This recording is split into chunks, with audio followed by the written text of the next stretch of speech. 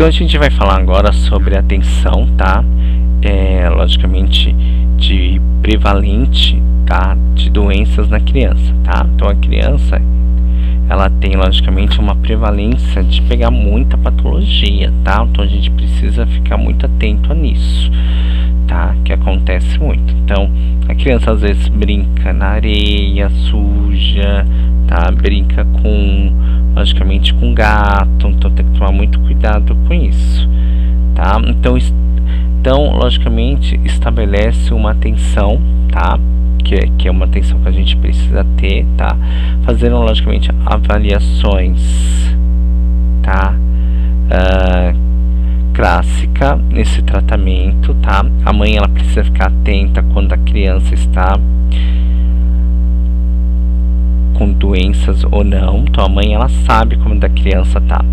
Precisa ficar sempre atenta, logicamente, se a criança tiver febre, tá? Então a gente sempre precisa logicamente perceber como que está o estado físico da criança, tá? Importante também sempre conversar com a criança, ver, tá? As crianças menos de 5 anos, tá? Elas contribuem logicamente à questão de mortalidade, tá? O recém-nascido, tanto criança de 5, 6 anos, tem que tomar muito cuidado, porque eles gostam de correr, eles gostam de pular, eles gostam, então a gente tem que tomar muito cuidado com isso, muito mesmo. Então diminuir logicamente e evitar logicamente essas mortes, evitar logicamente agressão contra a criança, tá?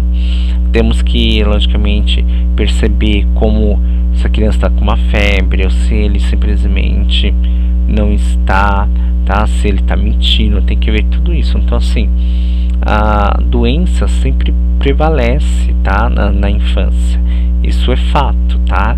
A criança, ela vai tendo muitas complicações, amiguinhos, então ela pega na terra, ela come barro. Então até mesmo promover a educação e saúde na família, às vezes, tá? Ensinar a lavar as mãos, que é bem importante, tá? Então alguma assistência de enfermagem, tá? Nessas doenças, tá? Que corre risco e perigo para a vida. Tem muitas crianças que tossem, dificuldade logicamente de respirar, diarreia, febre e diarreia é o que mais dá, tá? Otite, porque eles colocam tudo que tem no ouvido, tá? Desnutrição, que pode dar uma anemia. Tem criança que só come doce, então tem que tomar muito cuidado, tá? Avaliação logicamente de movimentos, tá? E desenvolvimento da criança é muito importante, tá? Retorno à consulta, tá? E aqui a gente vai falar um pouco sobre alterações respiratórias, tá?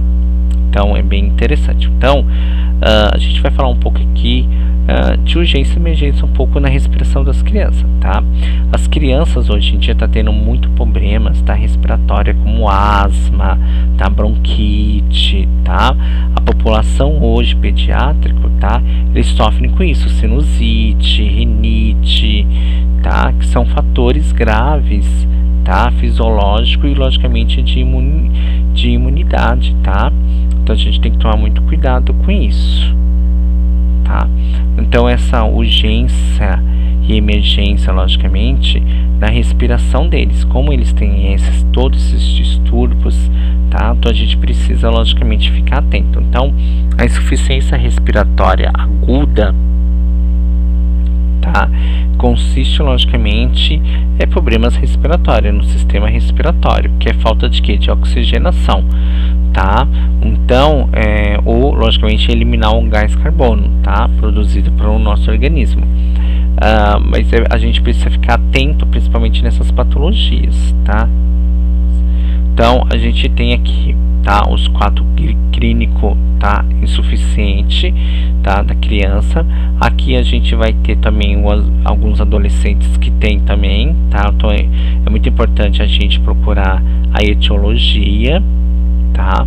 A gente precisa saber os sinais e sintomas, tá? Mais comum.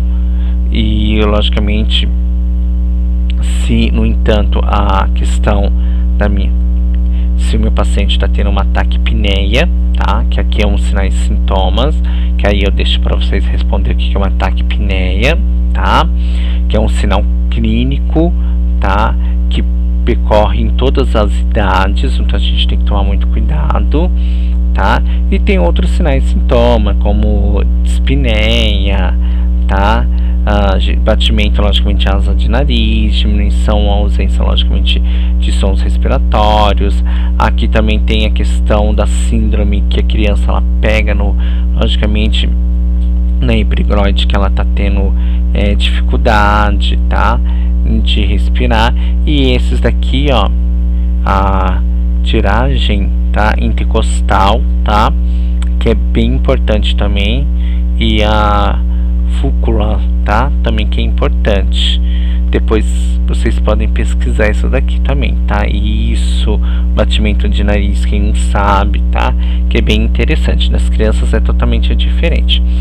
A questão da minha traqueia, tá? Que é logicamente a frequência cardíaca, que vai medindo logicamente a oxigenação, tá? A frequência cardíaca é pra gente saber a oxigenação, tá?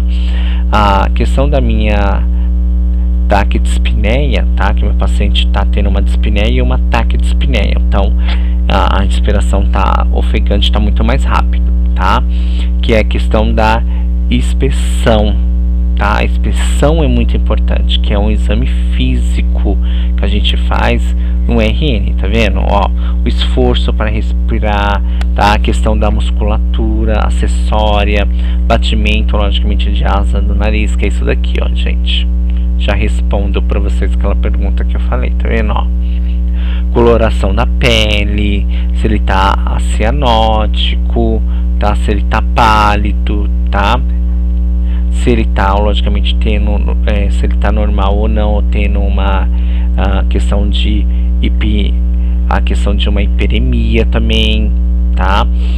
De vermelhidão, a gente tem que ver também as pontas dos dedos da criança se está sendo cianótica, tá?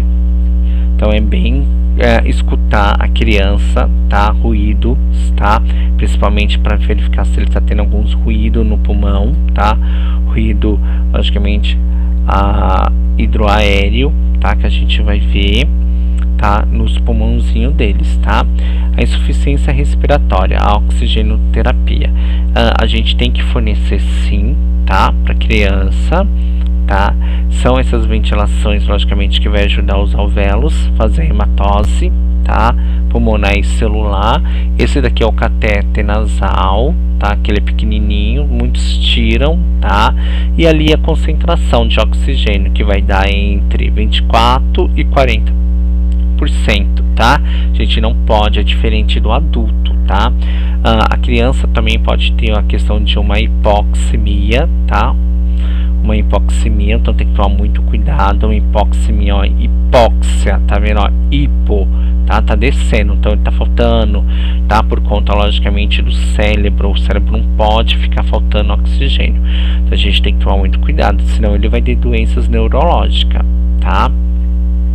Aqui eu tenho as máscaras de, logicamente, que a gente usa nas crianças, tá? São máscaras, tá? Como se ele estivesse tomando uma inalação, tá? Ele tem uma concentração de 50 a 90%, tá? Da forma, logicamente, de um unidificador, tá? Ou unidificação, que é as máscaras, tá? Mas essas máscaras precisam ter esse saquinho, tá? Que ele ajuda, logicamente, o retorno, tá?